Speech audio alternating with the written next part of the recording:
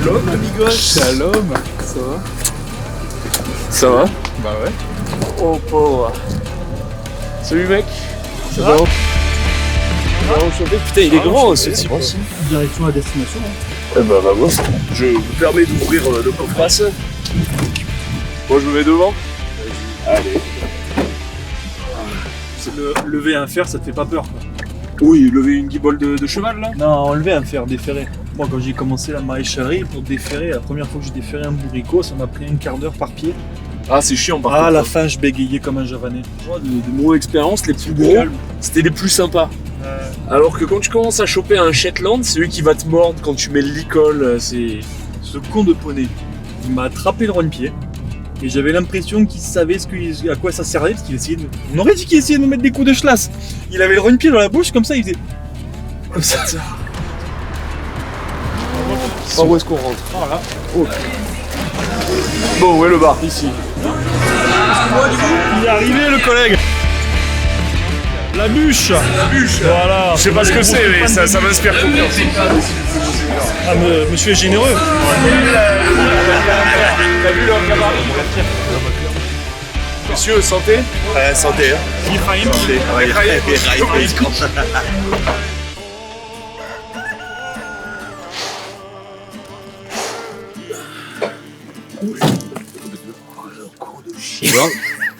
T'as des petits yeux Thomas, qu'est-ce qui s'est passé? Oh bah, c'est hydraté la veille. Ah ouais. Salut les gars, c'est Thomas Roméo Et Capitaine Tango. et aujourd'hui on est allé dans le Texas français, c'est-à-dire le Var, pour aller rejoindre Charles et Anthony qui sont deux anciens de l'artillerie de l'armée de terre et qui sont devenus maréchal ferrant. Donc on va les suivre dans leur journée, ils vont nous expliquer un peu leur travail et peut-être même qu'on va s'essayer nous-mêmes à ce travail. Est-ce qu'on peut nous faire confiance pour ferrer des canassons? Je sais pas. Je pense que oui. Hein. Ouais, Avec l'armée, on a combien de métiers? Oh, je sais pas, 401, balayeur, ferronnier, ouais c'est bon, on va pouvoir le faire je pense. J'aurais pu vous la brosser un peu, un minimum quand même. Oh là là, c'est terrible. Bah oui, ça manque pas toi. Quel âge elle a? Elle a 16 ans, 16 ans. c'est une jument qu'on a depuis la naissance. Ouais. Ça vous arrange que je la mette où? J'avais pas vu de près. Ouais, qu'est-ce qu'il y a? Bah, là c'est un peu un carnage, hein, je vous l'annonce. Enfin, alors là en plus il y a la demi-pension qui nous a envoyé une photo, je sais pas de quel pied c'est, elle a un pied qui a pété apparemment. Il y en a quelques-uns des chevaux ici. Oui. Je vais laisser le camion là. Hein. Wow. C'est vrai que hier on en a parlé et on a remonté le Mekong à coups de grosses pintes de bûches et d'IPA. Et c'est vrai que pour les gens qui nous regardent, ils savent pas forcément ce que c'est ton parcours militaire. Donc toi, qu'est-ce que t'as fait? Où est-ce que t'es allé? Comment t'en es venu à aller dans l'armée? Est-ce que je peux nous faire un peu le topo? Ouais, bah alors, mon père était militaire, donc il s'occupait des chevaux le week-end et il était à l'armée la semaine. Donc je me suis engagé en 2014. Et voilà, moi je suis génération Sentinelle. Je me suis engagé, il y a eu juste après les attentats, donc moi du Sentinelle j'en ai mangé. J'ai eu une excellente carrière, je me suis régalé, mais niveau mission ça a été assez léger. J'ai fait exclusivement du Sentinelle. À un moment donné j'avais foi dans l'institution, du coup j'ai voulu tenter le concours officier, donc ça m'a fait rater des missions aussi parce que mon commandement m'avait mis sur les préparations de concours, tout ça. Bon, j'ai vite abandonné. Et voilà, Sentinelle, une Guyane. Super mission, je me suis régalé. Ah, la Guyane ça devait être sympa, ouais. Tout le monde en avait peur, surtout au 54, parce que bon, tout le monde me disait ouais, tu vas prendre la garde pendant 4 mois en TDF, tu vas t'amuser. Je me suis régalé, c'était une pure mission, on fait beaucoup de forêts, on a eu une capitaine qui s'est quand même donné beaucoup de mal pour nous rendre la mission intéressante. Donc ça, pour une fois qu'il y en avait une qui faisait quelque chose de bien. On a eu une super mission. Ah ça y est, un peu de mauvais esprit. Sinon ce serait pas Mike Echo. Et voilà, non, Guyane, super mission et j'ai fait 8 ans d'armée. C'était vraiment incroyable. J'ai encore beaucoup de contacts avec des militaires qui y sont encore, qui y sont plus, mais vraiment j'ai trouvé des belles personnes et je me suis fait plein de bons amis. Non, ça m'a apporté beaucoup l'armée, c'est vraiment une chance incroyable. On peut la critiquer tout ce qu'on veut, mais ça reste pour moi, ça a été l'une des plus belles choses qui m'est arrivée dans la vie. De l'armée, franchement, ce serait à refaire, je le referais sans hésiter. C'est quoi ton meilleur souvenir de l'armée? Vraiment une petite anecdote La sainte barbe que j'ai fait en kilt et mon capitaine m'avait dit t'as pas les couilles d'enlever ton caleçon. Du coup j'étais en kilt, j'ai levé le caleçon et à un moment donné il y a le chef de corps qui faisait le tour des batteries Et on l'a vu arriver, on était tous au garde à vous, on s'est mis à chanter le chant batterie. Et on a fini de chanter le chant batterie, je me suis retourné, j'ai montré mon gros huc avec les valseuses qui étaient en train de pendouiller. Alors le chef de corps était ravi, ça l'a fait rire.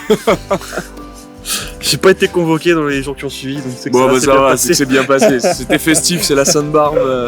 Voilà, une anecdote au régiment. Parmi tant d'autres, je les ai pas toutes en tête, hein. 8 ans c'est long, t'as le temps d'en faire des conneries. Bah, c'est clair. Ça y est, c'est parti. Ça va ma chérie? Ça va ma poupette? Où est ma chérie? Ah oui, je sais, on se connaît pas, c'est pour ça qu'on fait connaissance. Tu vois là en fait, avec le dérivoire, ouais. On relève les clous. Et on a une petite demi-pension, c'est du travail au niveau avec sur le plat, sur le stack.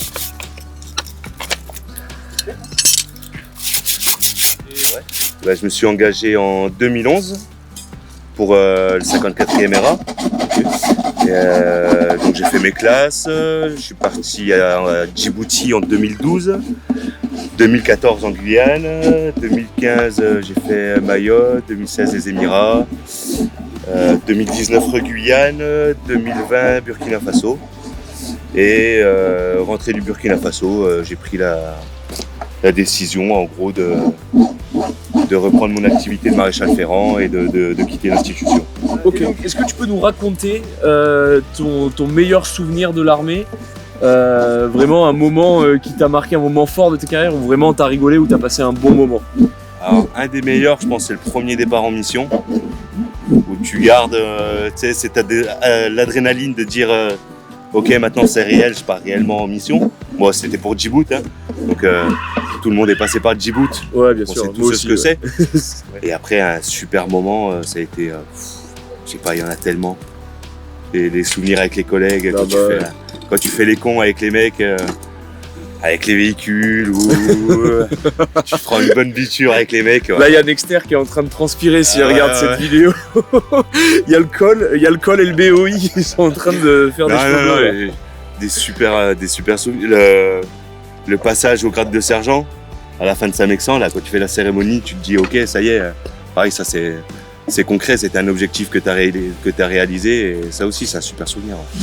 Alors je suis en train de faire l'hygiène. Donc, je suis en train de tailler ma fourchette.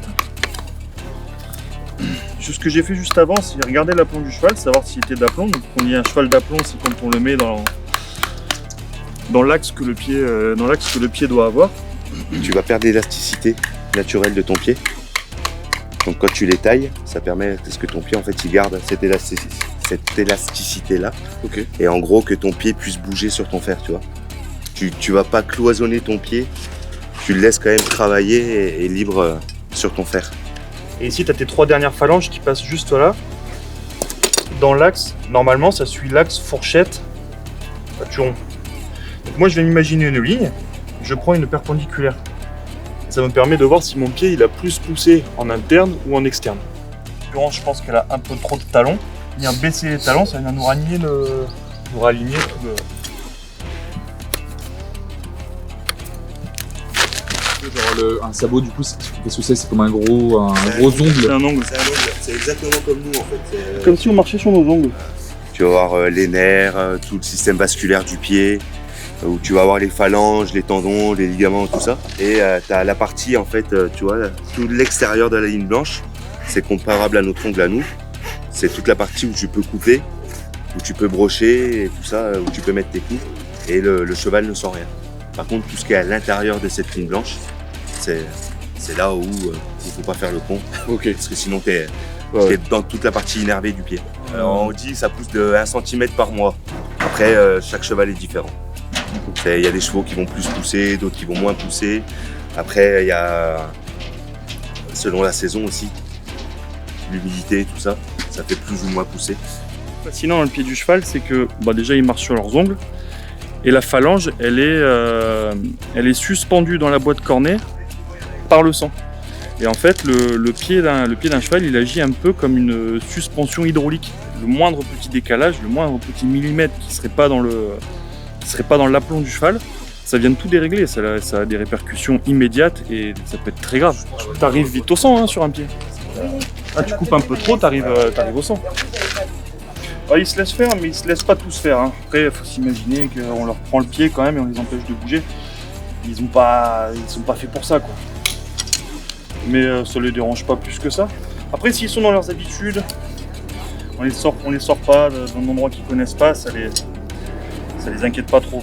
Et donc du coup, toi Charles, comment t'en es venu à te dire je vais faire maréchal ferrant, genre c'est mon métier, là, je sors de l'armée, je vais ferrer des cannes à sauce. Je suis dans les chevaux depuis que je suis petit. Mon père a toujours eu des chevaux, il a toujours une écurie actuellement. C'était pas du tout ce que je voulais faire à la base.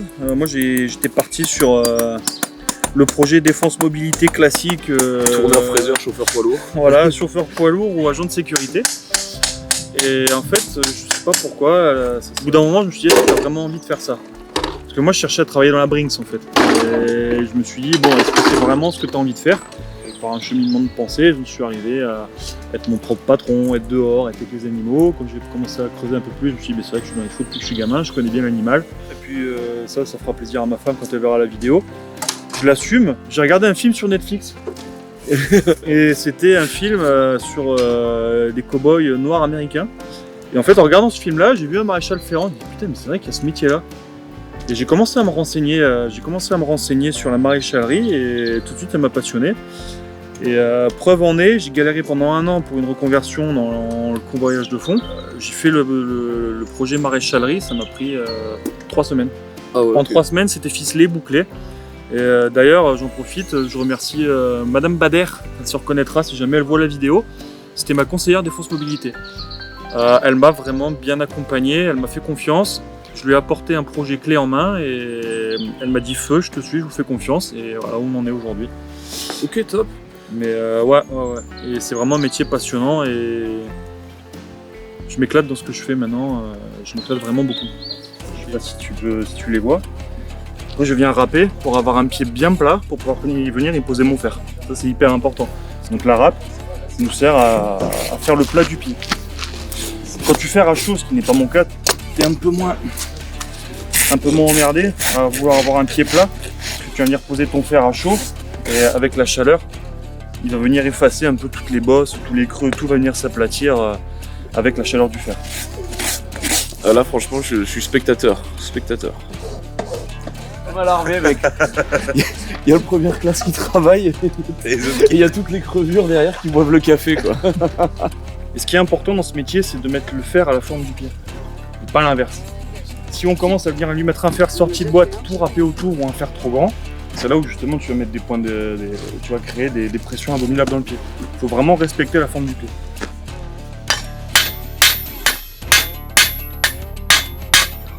Tu vois, on est sur quelque chose qui ressemble déjà. Je pense que ce serait encore un peu large. Il va falloir le resserrer encore un peu. Mais on y est. Il y a quelque chose. La ligne blanche, c'est quoi? Je vais essayer de vulgariser. C'est la partie interne du pied et la partie externe du pied qui viennent s'accrocher ensemble comme ça. On appelle ça le corion. Et en fait, ça vient s'imbriquer comme ça. Et c'est cette ligne que tu vois ici. Si tu t'approches un peu, tu vois le corion. C'est toutes les petites traces que tu vois là. Tu vois, juste ici, là. Les petits mouvements comme ça que tu vois. C'est le liant entre la corne et le pied. C'est là-dedans que tu mets tes clous. Ok. Si tu mets tes clous en corne, c'est pas bien grave, mais ton fer tiendra moins bien. Et si tu le mets à l'intérieur, tu plantes dans la viande. Et là, le cheval il saigne, il boite, c'est abcès.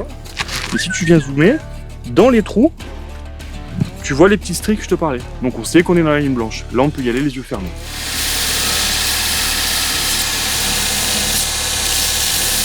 La différence entre le bon sens du clou et le mauvais sens du clou, c'est ce qu'on appelle le grain d'orge. C'est cette petite pointe courbée du bout du clou qui va venir donner la direction du clou dans le pied. Si tu le mets à l'envers, il part à l'intérieur. S'il part à l'intérieur, il part dans la chair. Donc ils ont mis un petit L ici. On va dire le L, c'est vers l'intérieur. Et comme ils sont malins, sur le brochoir, ils ont mis un petit dessin du clou avec le L pour dire si tu vois le L, bien. Si tu vois pas le L, pas bien. Donc là, je viens le mettre dans ma ligne blanche. Je l'oriente de sorte à ce qu'il suive l'inclinaison de la paroi.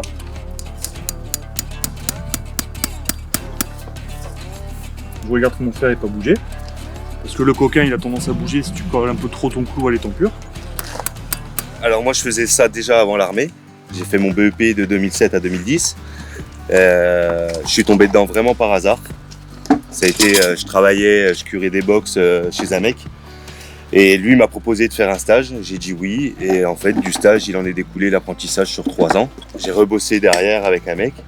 Et derrière par contre j'avais pris la décision de partir à l'armée parce que je voulais bouger, voir du pays. Et j'avais toujours été attiré par le monde militaire. Comment ça s'est passé ta reconversion? C'est dans le sens où t'es passé par DefMob Non, du tout. Moi, je suis reparti tout seul. Je me suis reformé avec des mecs, avec d'autres maréchaux que j'avais gardé en contact, avec qui j'avais fait l'école de 2007 à 2010. Quand je me suis senti prêt, je me suis relancé tout seul à mon compte. Ok. Ça fait combien de temps que t'es à ton compte là? Donc moi, ça fait 2 ans et demi là, que je suis à mon compte sur la région varoise. Ouais. Oh bah, si vous avez besoin d'un maréchal ferrant dans le Var, Voilà. vous avez aussi Anthony. Disponible. Voilà, au choix. Soit vous prenez le mec de 2 mètres, soit vous prenez le mec stock bleu aux yeux bleus. Alors là, tu vois, je dégorge. Avec le dégorgeoir. Sous mon clou. Hop. Ensuite, je viens couper mon clou. Ah, je les rabats. Hop. Ensuite, je le coupe. Voilà. Et là, avec la pince à rivet, tu vois, en fait, je viens rabattre mon clou pour le rivet. Fais ça bien, constant pour emmerder, j'ai pas envie de revenir dans une semaine. Là, et là, je mets un petit coup.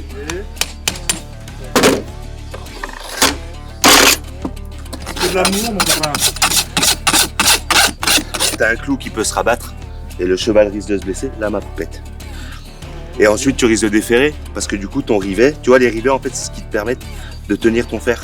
Tu vois si tu laisses les clous droits comme ça, et ben s'il y a une pression sur ton fer, et ben ton clou va glisser, il n'y a absolument rien qui va le retenir. Donc du coup on coupe les clous et on les rabat pour faire des rivets pour tenir ton fer. C'est vraiment un métier où on sera on est irremplaçable. On va se développer dans les outils, on va avoir des outils qui vont sûrement arriver, qui nous aideront vraiment à être hyper précis dans le parage, parce qu'on se rend compte que le parage c'est vraiment important pour le bien-être du cheval, c'est primordial, mais on pourra pas, quelqu'un d'autre, il n'y aura pas un robot qui pourra le faire à notre place qu'on fait. Comme on intervient sur le vivant, c'est un cheval le cheval c'est un animal qui est hyper sensible, jamais autre chose qu'un humain ne pourra travailler. Donc c'est vraiment un métier qui a de l'avenir, parce qu'on aura toujours besoin d'un maréchal. En fait, on fait évoluer les chevaux dans des milieux où naturellement ils n'ont pas l'habitude d'évoluer. Et un cheval qui fait du bitume, il aura besoin d'être ferré, parce que sinon il va se faire mal au pied, il n'est pas fait pour aller sur le bitume. Maintenant, on prend les chevaux de la police par exemple, ils ont ce qu'on appelle des duplos. Et les duplos, c'est des fers en plastique pour atténuer la résonance du goudron dans le fer à acier classique. On se rend compte maintenant que les vibrations des fers, ça a un impact sur les tendons. Donc du coup, de plus en plus, on se développe dans les fers en plastique et semelles qui viennent remplacer le fer pour certains chevaux dans différentes activités.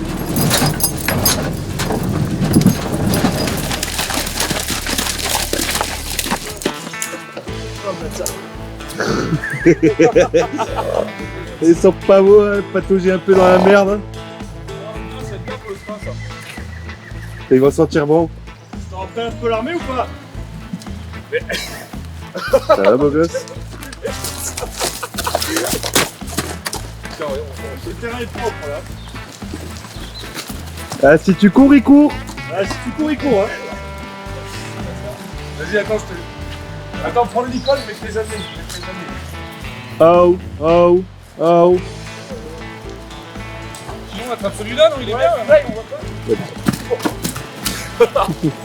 Oh, j'ai cru l'aller envoyer. Ah bah d'accord, il triche quoi, il la patte. Non, mais il nous a pas tout dit. Il nous a envoyé un peu au casse-pipe. Ouais, non, mais allez-y, les gars, t'inquiète. À la mangeoire, là, j'ai bien cru que j'allais me prendre un pied. J'ai vu le truc partir à l'instant. Toi, t'étais un mec au 54e régiment de planche à voile, comme on dit dans le milieu. Non, je rigole, 54e RA.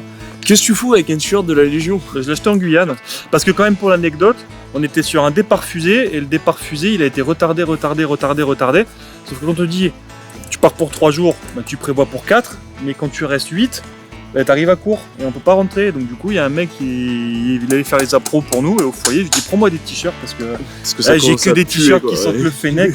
Ramène-moi des t-shirts propres. Et du coup, j'ai acheté 3 t-shirts Légion étrangère que j'ai gardés, que je mets pour bosser. Parce que c'est confortable, flex, ouais. Tu sèches bien en voilà, plus. ouais. L'important là-dedans, voilà, tu sais déjà que tu vas galérer. Ok. Serre bien les jambes. Ok. Et tu viens, rapproche ta jambe pour caler le pied sur tes jambes. Ok. Maintenant tu prends ça, tu vas mettre ça ici, là, sur le clou. C'est le truc. En plus là, le clou il est bien limé. Ah ouais. Voilà, t'appuies dessus. Si je trouve le mec qui l'a ferré, ce putain de cheval. Facile ça. C'est facile. Alors maintenant il y a l'autre technique. Fais voir la technique pour les glands. Tu mets comme ça. Ouais, là c'est bon. Très important, tu mets toujours les 2 pieds sur le trépied. Ok. Et tu viens d'ériser. Tape dessus par contre, hein, arrête de faire l'enfant. À l'enfant ça va bien 5 minutes. Et ce qui est important quand tu les faire, c'est de toujours tirer ta pince dans l'axe du fer. Bien. Là, tu vas te chercher. Tu prends là au départ ton éponge et là tu fais un bras de levier. Tac. Hop, tu prends ton autre éponge. Et tu fais la même chose. Si je souffle un peu. C'est physique ou pas? Mec, tu vas voir. Allez, go, vas-y. Ah, tu vas te faire plaisir, mon grand. À tout moment, lui qui est un peu plus paysan, il arrive plus facilement. Hein. Oh, pauvre. Serre plus tes jambes, Ouais. remonte plus le pied et cale le pied entre tes jambes, sinon tu vas être emmerdé. Voilà. Ça, c'est la position. Tu peux y aller. Ok. De l'autre côté. De toute façon, si tu lui fais mal, il va te le dire. dire. Mais là, il me met la presse, là, je suis obligé Voilà. Putain, ouais, le gainage. de. Attends, chi là, hein. Prends par devant, là, tu chopes par la pince. Tac, et Ça. tac, tac. Vas-y. Et là, tu fais bouger. Qui est presque. Vas-y, à coup sec. Voilà. Bien joué. Oh. Et du coup, c'est quand la première fois que t'as ferré un cheval, c'était à combien de temps? Alors, c'était en 2022 quand je suis rentré à l'école pour le CAP. D'accord. Et là, t'es à ton compte depuis 1 an, c'est ça? 1 an que je suis installé. Ouais.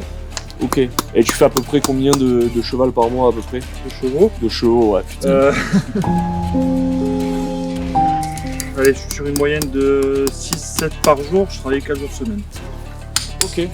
Je suis toujours en train de développer l'entreprise, donc s'il y a des gens qui voient cette vidéo qui veulent m'appeler.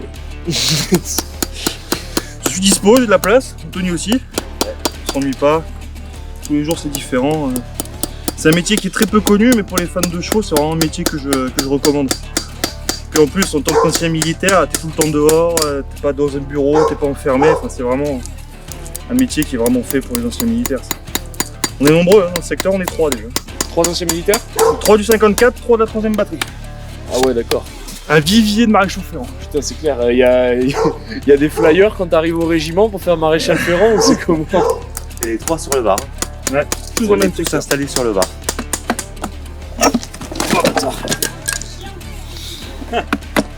Un peu plus le long de la paroi.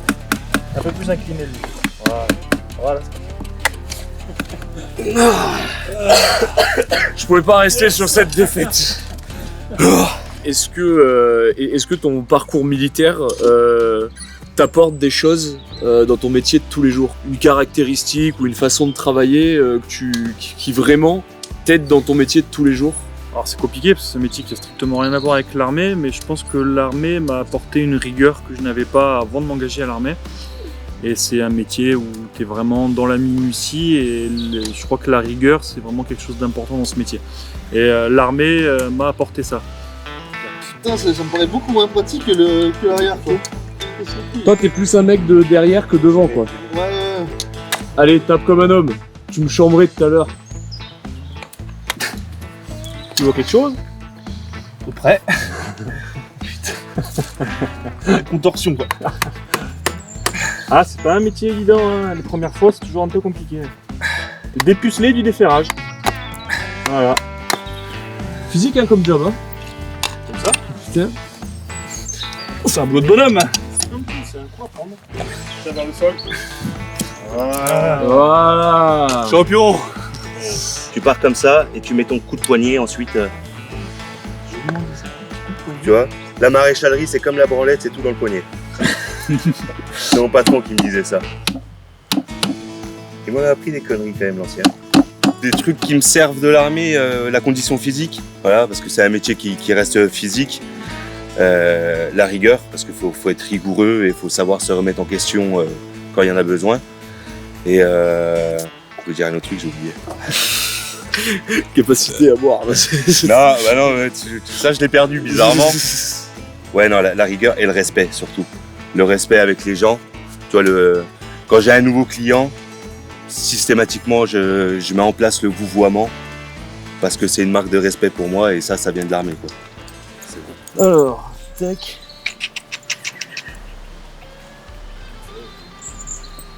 Allez, hop. T'inquiète, ça va bien se passer.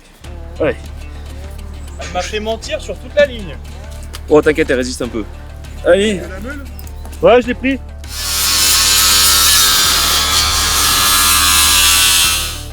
Bon les gars, j'espère que vous avez kiffé notre mini reportage. N'oubliez pas de vous abonner à la chaîne et n'oubliez pas de nous suivre. Allez, à plus, ciao.